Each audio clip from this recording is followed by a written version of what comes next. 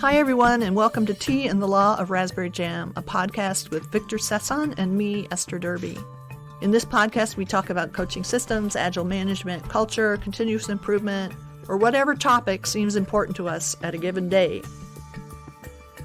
Today, we're going to be talking about questions. This is the first in a series because we think this is such an important topic. We're starting with intentions. What are the intentions behind a question? Because from that flows everything else. So let's get with it.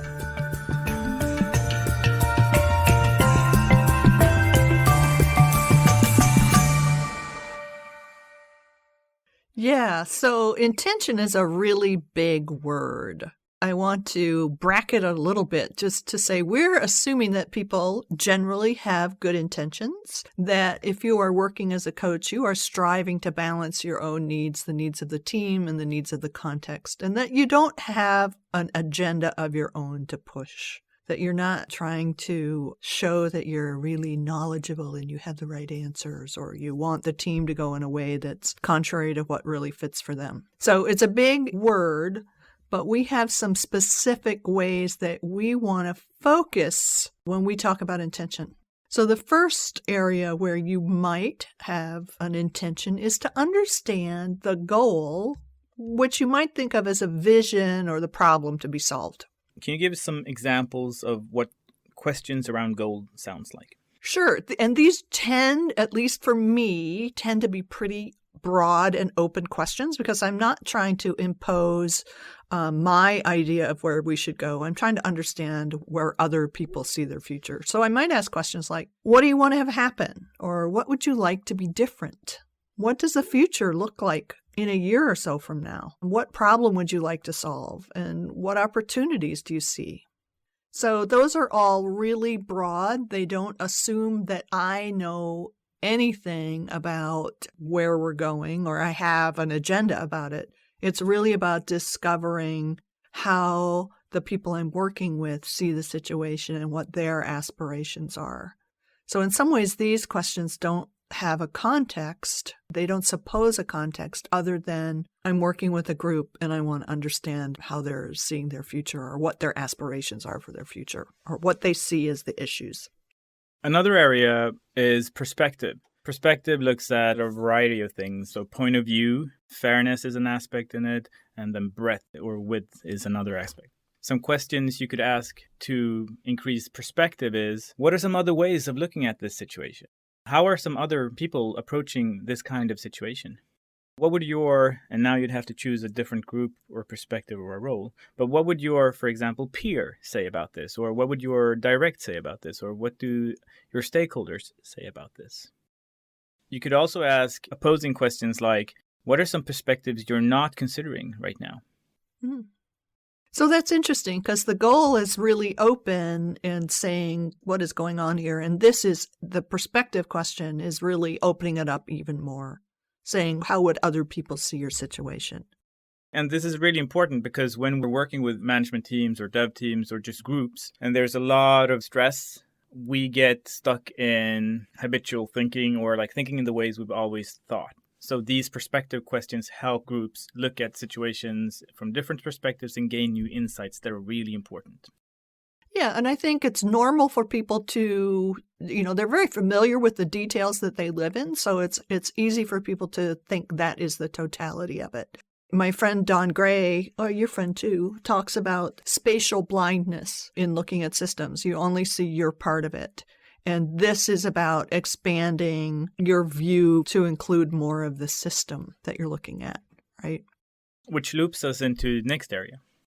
Which is clarity, which is about, again, getting a clearer understanding and precision.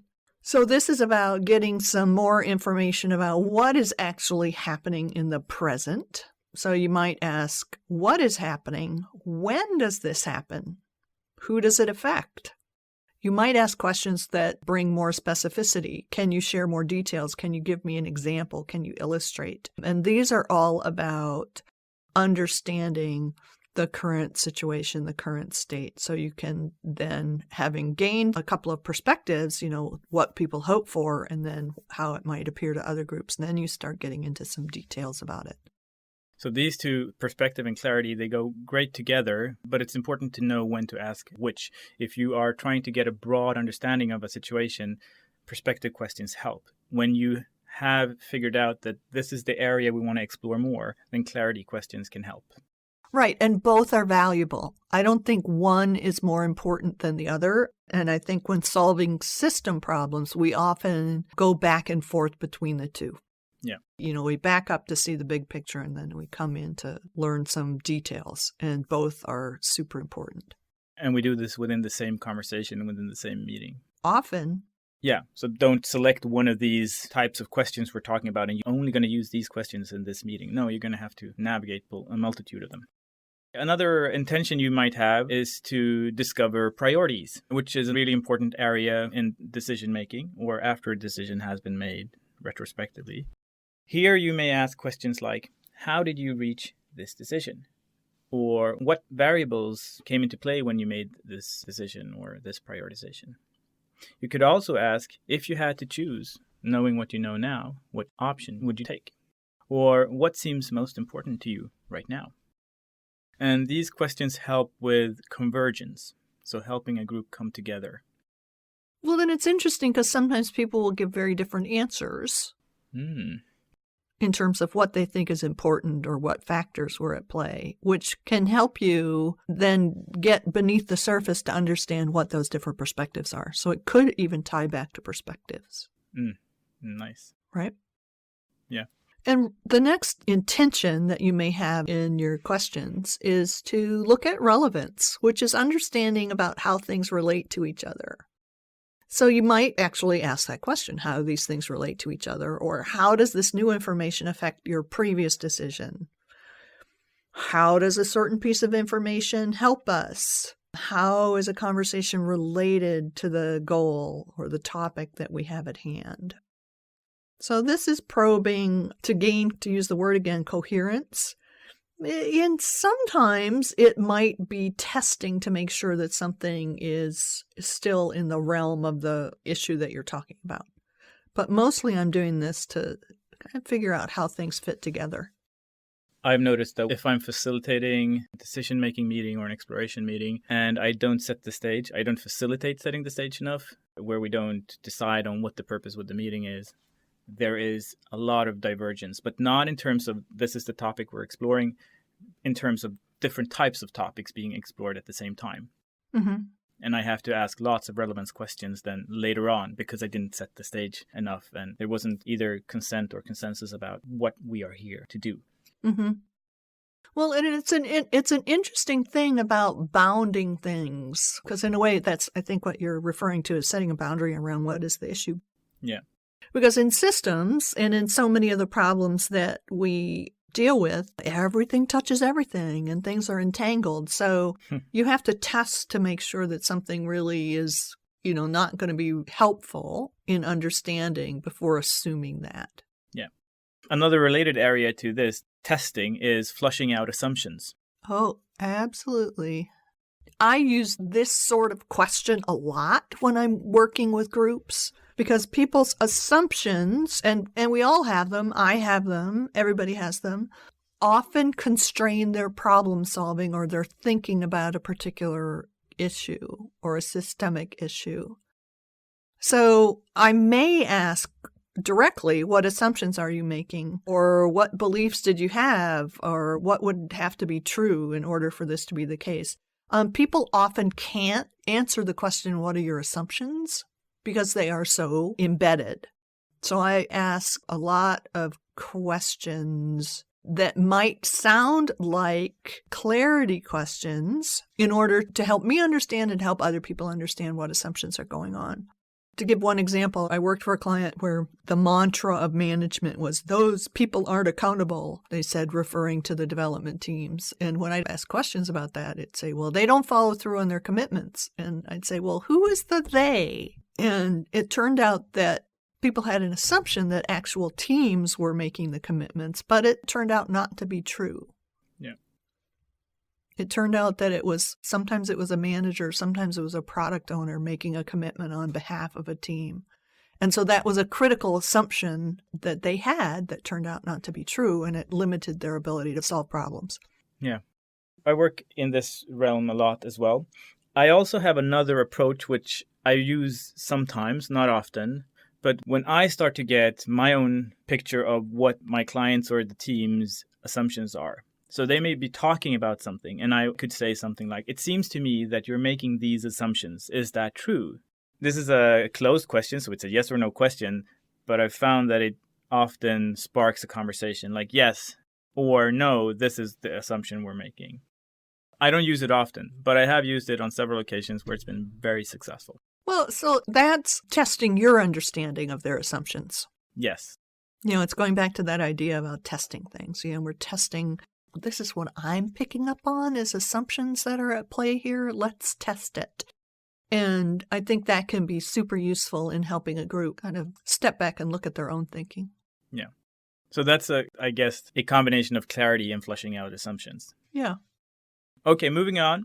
Another area which is helpful, or another intention, is implementation. You're looking at accuracy and forward looking. So when you have a decision, you may ask a team, what will you need to prepare? Or ask them to think ahead a little bit about what you think is going to be challenging about this. Or what outcomes can you predict? When is a good time to start? Or who do you need to have on board before you start with whatever you're going to start?